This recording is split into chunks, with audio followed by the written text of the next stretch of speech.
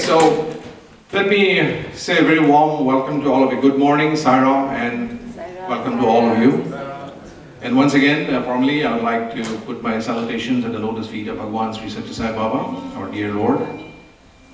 And once again, my apologies. So, Brother Jagadeeshan needs no introduction into the family of Sai.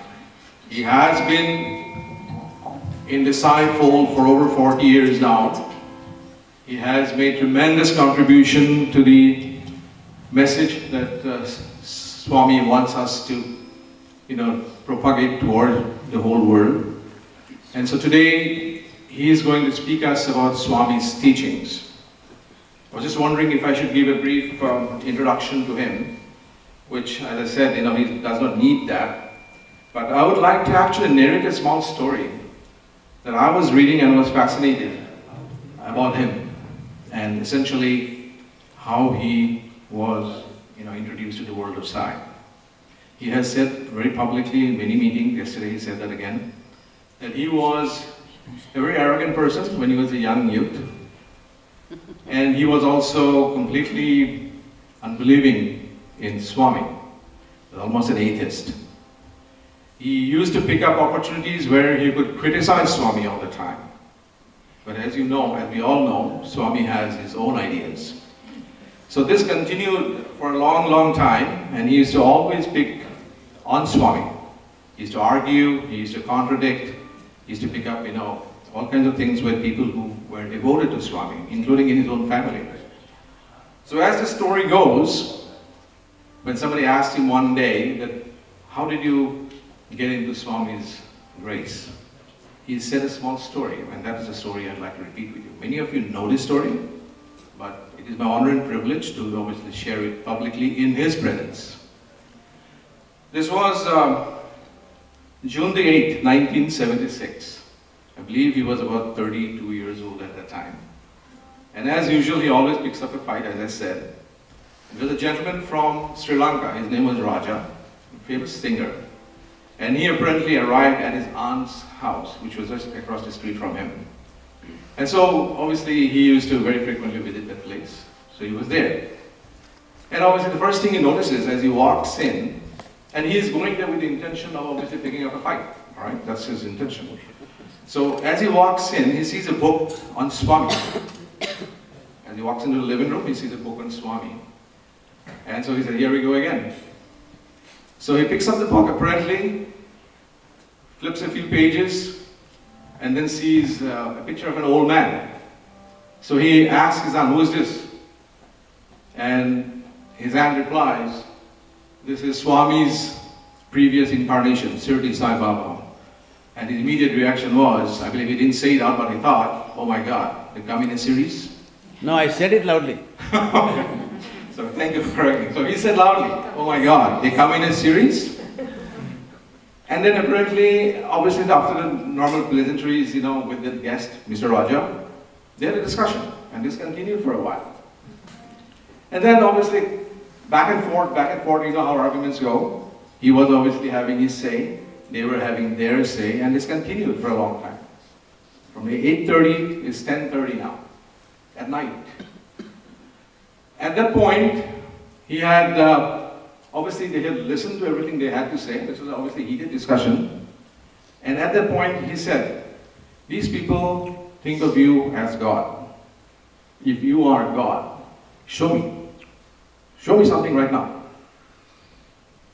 And then there was a picture of Swami in the room. And before anybody could realize, Vibhuti was flowing out of that picture. He says he was dumbstruck when he saw that. He didn't know how to explain this. And the fun part of this was that the people in the room, they started to attack him and criticize him. Did you do this before just to, make a joke on us or make a prank on us?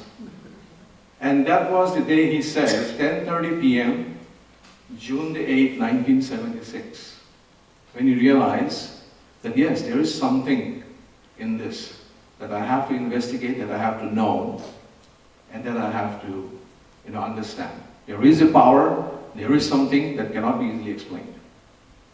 So that was the first instance when he says he was convinced Bhagwan Sri Sathya Sai Baba is something that's not very easy to comprehend, that I have to investigate. Cut a long story short, he used to travel. And his background, as you know, he's an economics graduate. He used to work for the government of Malaysia. He used to travel across the globe, as I said yesterday, trying to build up the GDP of the country. And so in one of these tours, very shortly thereafter this incident, June 8, 1976, he was planning on a tour to go to Europe. And then he decided, I'm going to take a detour and go to, Puttaparthi and see what is Sai Baba, because he's now almost into that fold. There he is sitting in Puttaparthi. Swami walks in. You know how Swami ignores people, right? So obviously, as I understand, he was walking around, and he'll fill up the stories in between, right? Because this is a story that's third party, so he's the first party. He knows what's happened to him. But anyway, so Swami walks up to him, looks straight at him, and says, Mr. Malaysia, and he says, you're dumbstruck. Because nobody had introduced him to Swami. He was just sitting there as an ordinary person, and Swami walks up to him and says, Mr. Malaysia. And he said, that was the beginning. And then obviously he had an interview with Swami. He'll tell you what happened. The only thing I can tell you is that at one point toward the end of the interview, he was on the ground and he was crying. He said, what is this? I mean, how can this man be so loving? How can this person be so loving that I have never ever felt in my life?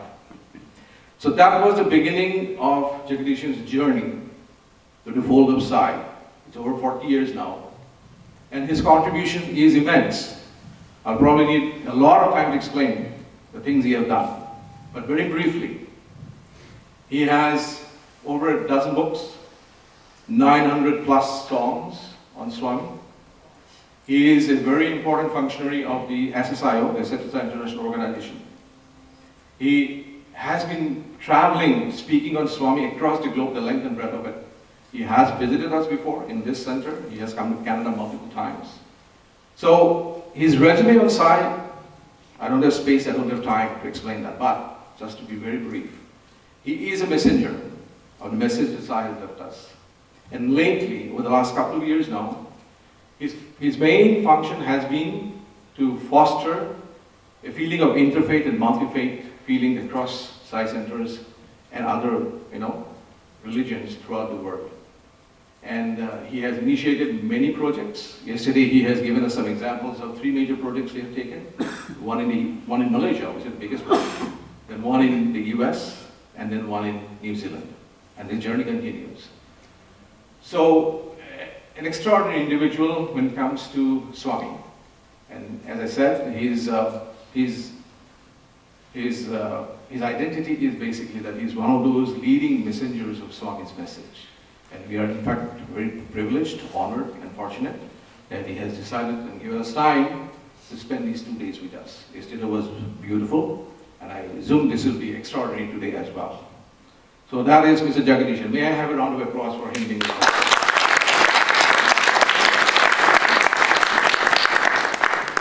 Now, today's program spread out from 10:30. We're a little late. As I said, I regret that. So 10:30 to 3:30 is the normal schedule. And the program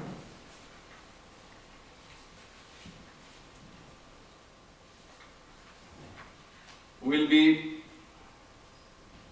his message on Swami's teachings. That is essentially what the thrust will be for today.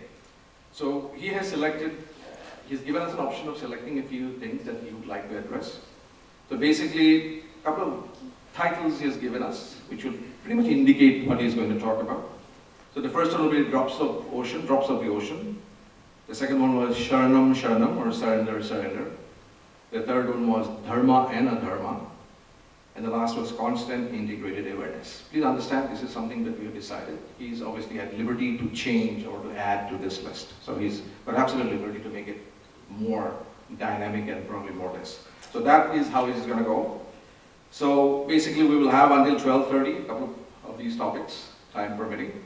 We'll have a lunch from 12:30 to 1:30, and when we reassemble at 1:30, we continue to 3 p.m. And then we'll have our closing prayers and closing function. So that is essentially what we're planning for today. Lunch will be served at 12:30. So without much ado, I'd like to obviously invite Brother Jagadeeshan to take over. But before I do that, I'd also like to once again repeat the house rules. If you have a cell phone with you, please kindly either switch it off, put it on silent mode or on vibration mode. In the event of an emergency, there's an exit door to your right. Either that or the entrance that we had come in. That will be the exit for us to get out of this building and then reassemble in the front of the building until you can re-enter the building when the emergency is over. There are washrooms at the back for both ladies and gents. It's to the left as you walk out of this room. I assume that those of you who have driven down here, you have parked at a safe spot, that your car doesn't get towed or you don't get ticketed because it's been very strictly enforced in this area. And we might consider, with Brother Jagadeeshan's permission, that we might have a small break in between if we can. So that's the event for today, and that was the timelines. So once again, may I also let you know that we have two other guests with us this morning with us, along with Brother Jagadeeshan, his wife Lalita. A round of applause for her, please. She's at the back. And we also have from Toronto, Mohana Kirukishan, who is the National Public Outreach Coordinator, also with us. Brother Jagadeeshan, now may I please request you, Nat, Uncle, can you please escort him to the dais, and we will continue the program.